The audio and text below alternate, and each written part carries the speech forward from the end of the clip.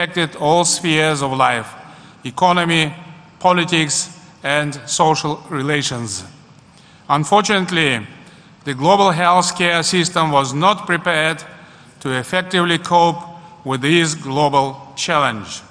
The acute phase of the fight against the insidious disease triggered both an increase in narrow nationalism, vaccine nationalism, export and travel bans, but also a weakening of international institutions.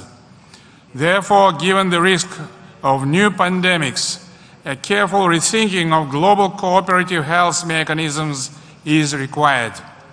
Furthermore, new approaches are necessary in international trade and economic cooperation, as well as in the support for developing countries.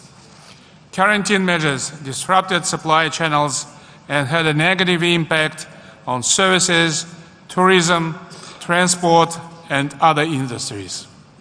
The crisis hit developing economies hardest, reinforcing poverty and inequality, accelerating global inflation. We are faced once again with food shortages in the least developed regions of the world. At the same time, geopolitical confrontation between major powers has intensified, increasing tensions in different parts of the world. The previous system of international security is collapsing. Extremism and terrorism remain serious threats. The sanctions-induced energy crisis threatens the achievement of carbon neutrality we had just set. This is not a goal we can afford to ignore. Natural disasters over the last 2 decades, mostly related to climate change, amounted to approximately $3 trillion. Unfortunately, tension, mutual distrust, and even hostility are returning to international relations.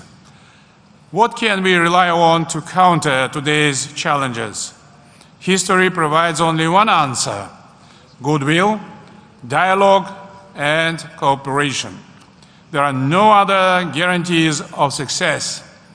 Kazakhstan has always favored solving any disputes exclusively at the negotiating table in the spirit of the United Nations Charter.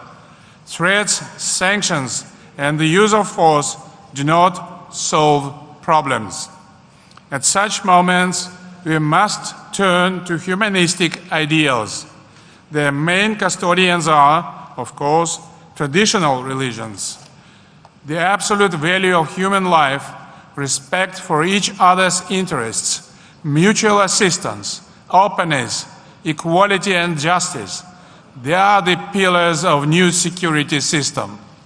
That's why the moral authority and voice of spiritual leaders are crucial today.